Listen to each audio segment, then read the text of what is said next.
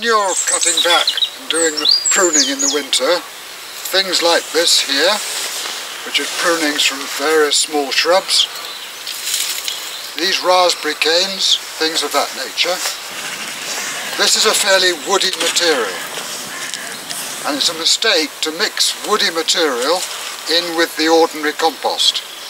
The ordinary compost is fine with things like trimmings from vegetables and fruits. It's fine with things like grass mowings, etc.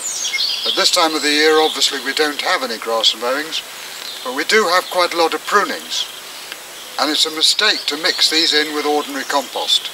They need to be treated separately. The main reason for that is that ordinary compost heaps break down because of bacterial activity. The bacteria will not be particularly active in the winter, and so you need to think longer term. Woody material, on the other hand, breaks down over a longer period, and it's mostly broken down by lots of lovely little creepy crawlies. Things like various types of bugs, which you will see moving around in the compost which is resulting. And it's not really compost in the same way. It's much more similar to leaf mould, which again, fresh leaves should not be put into the ordinary compost. Anything smaller than the thickness of a pencil, or perhaps your small finger, that goes into what we call the Giraffe Pen. I only call it that because it's basically a high pen, split into two sections.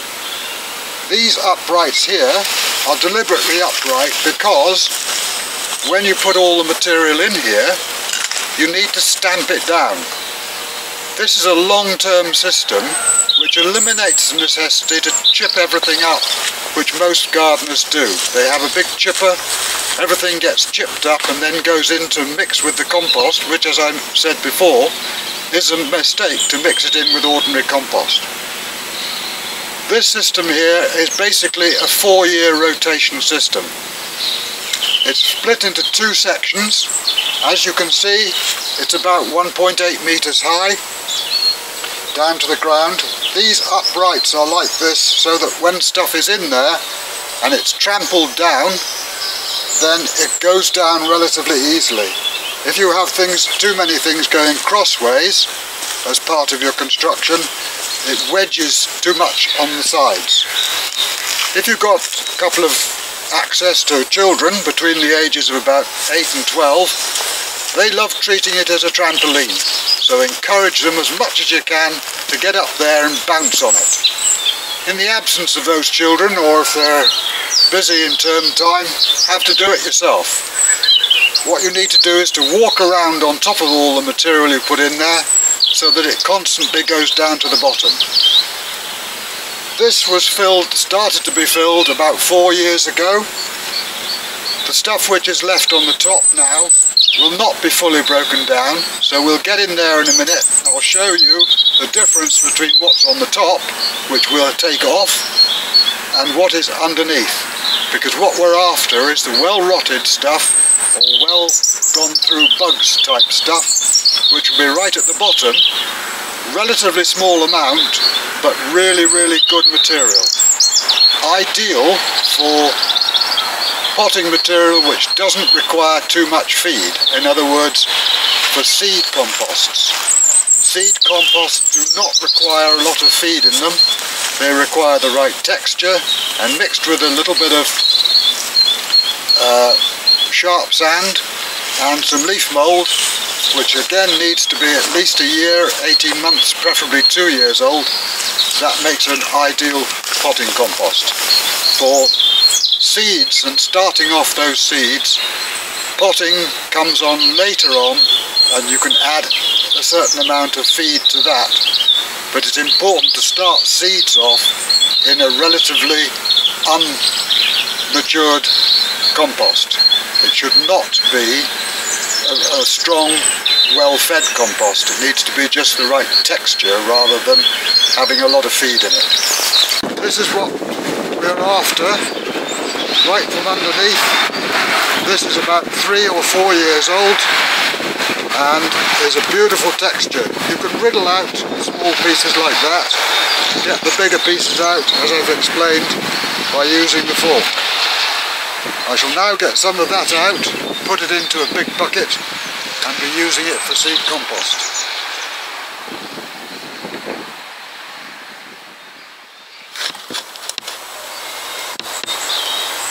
Doesn't come any better than that.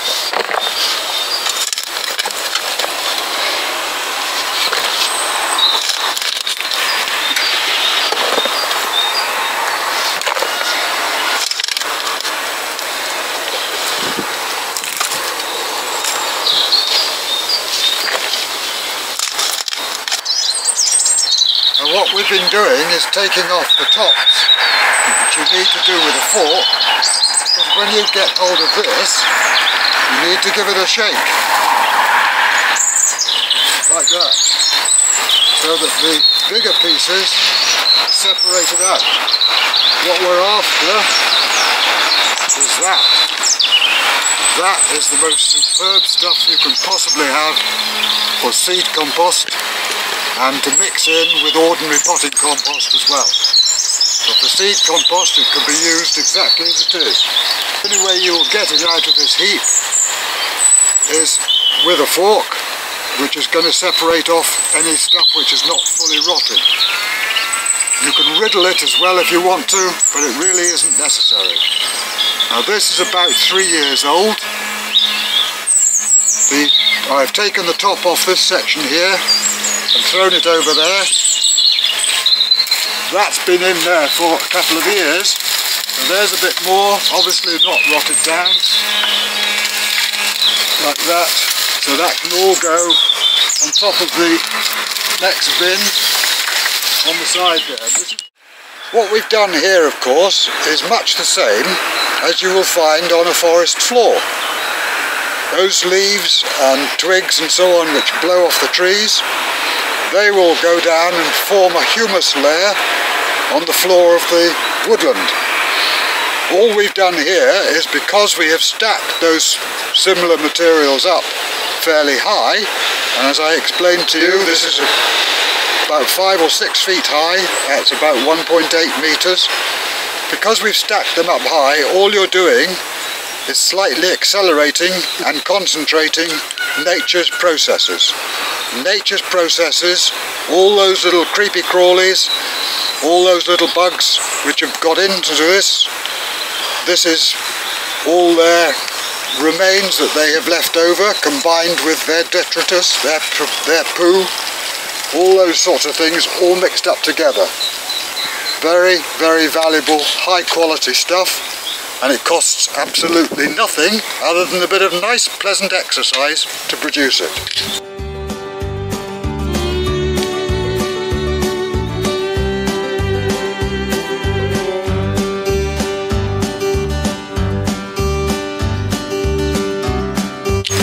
Those little ponds there are 250 litres, a quarter of a ton.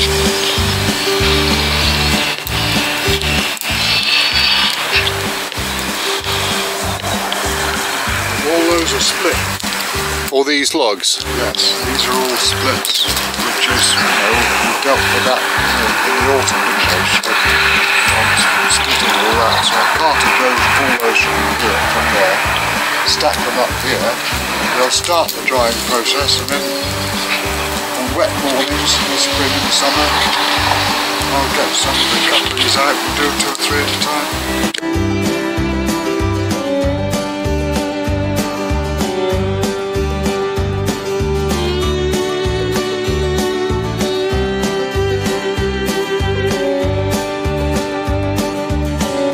Spreading it around, that will feed everything, and it will also provide a wonderful place for wildlife.